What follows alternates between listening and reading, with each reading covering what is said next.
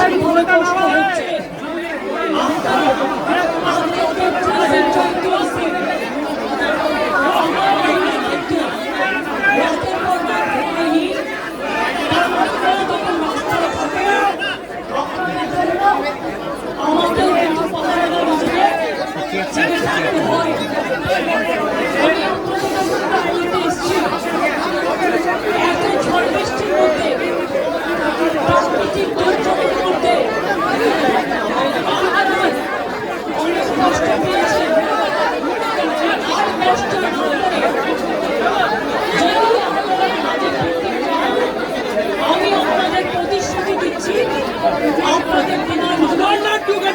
আমি কথা বলে শহরের ভবিষ্যতে আমি স্টাডি করব, আমি অফিসারদের সাথে কথা বলবো,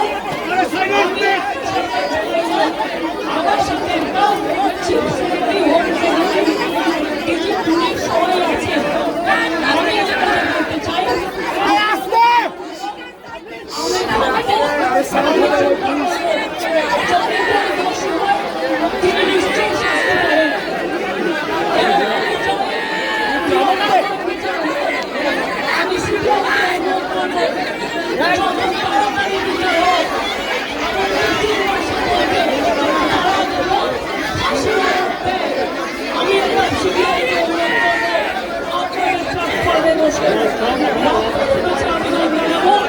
আমাকে খুশি করে দিন। আমি যদি আপনাদের আস্থা ভরসা থাকে আমি কথা বলে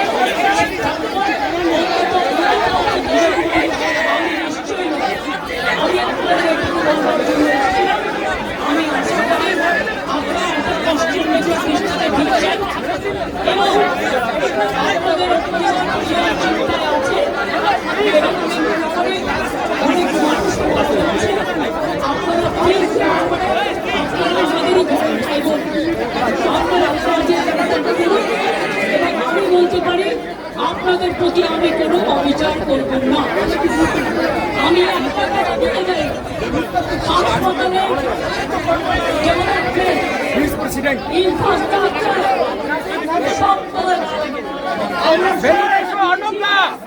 এবং আমি সব হসপিটালে রোগী কল্যাণ সমিতিতে আমি প্রত্যেকটা একদম রাজ্য থেকে শুরু করে সব মেডিকেল কলেজ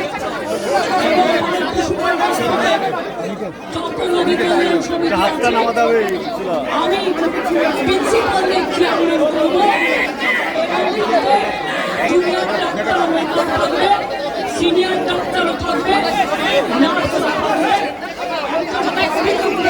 থাকবে এবং পুলিশ থাকবে। আমি নিয়েছি আপনাদের আমি রোগী কল্যাণ সমিতি ভেঙে দিলাম এবং সব মেডিকেল কলেজে আমি রোগী কল্যাণ সমিতি ভেঙে দিলাম। আমি নতুন করে এবং আপনাদের আমি বলতে পারি বাদবাকি আপনাদের যে ডিমান্ড আছে আপনারা আমাকে বলেছেন যদি সত্যি কেউ দোষ হয় দোষীরা শাস্তি পাবে। দোষীরা কেউ আমার বন্ধু নয়, দোষীরা কেউ আমার শত্রুও নয়। আর আপনারা যারা ভাবছেন কেউ আমার বন্ধু, আমি তাদের চিনি না, আমি তাদের চিনি না, আমি তাদের জানি না এবং আমাদের সাথে কোনো সম্পর্ক নেই। তারা এসছে প্রসেসের মাধ্যমে, এই প্রসেস ফাইনাল হয়ে আমার কাছে আসে এবং প্রায় মাত্র 1 মাসের মধ্যে যারা এসছে তাদের কথা যদি তারা ব্যাপারে এই খুনের সাথে মার্ডারের সাথে দুর্নীতির সাথে যুক্ত থাকে আমি নিশ্চয়ই সাধ্যমতো চেষ্টা করব কথা বলে অ্যাকশন নেব।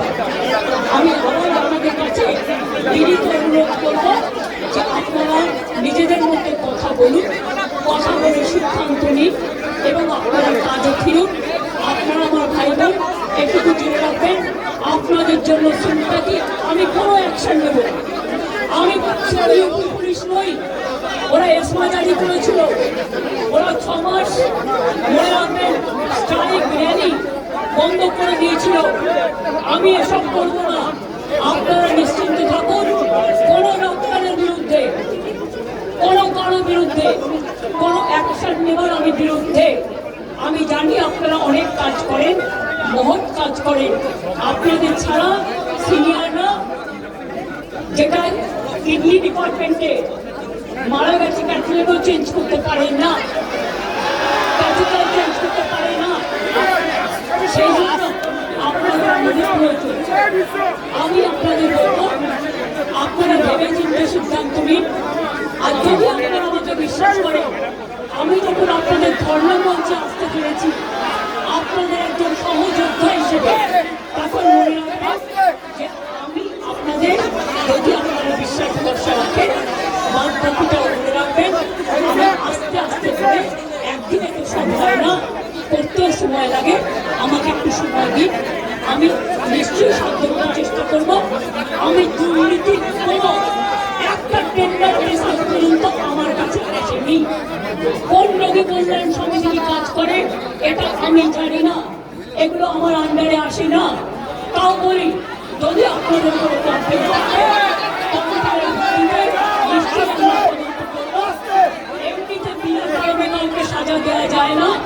তদন্ত যদি প্রমাণিত হয় আমি নিশ্চয়ই সাজা দেব। আর একটা কথা, সুপ্রিম কোর্টে কেস চলছে, মনে রাখবেন 17 তারিখেও ডেট আছে। আমি চাই না আপনাদের কোনো ক্ষতি হোক। আপনাদের দিদি হিসেবে আপনাদের কাছে অনুরোধ করতে এসেছি।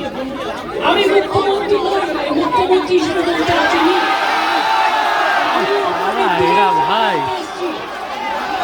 যাতে আপনারা না ভাবেন হ্যাঁ আমি চিফ মিনিস্টার আছি, আমি একটা পক্ষ বিলংস করি, কিন্তু আপনাদের কাছে এসেছি যদি বলেন as a chief minister, as a elder sister, এবং আপনাদের আন্দোলনের সমব্যথী এবং সমসাথী, তাহলে আপনাদের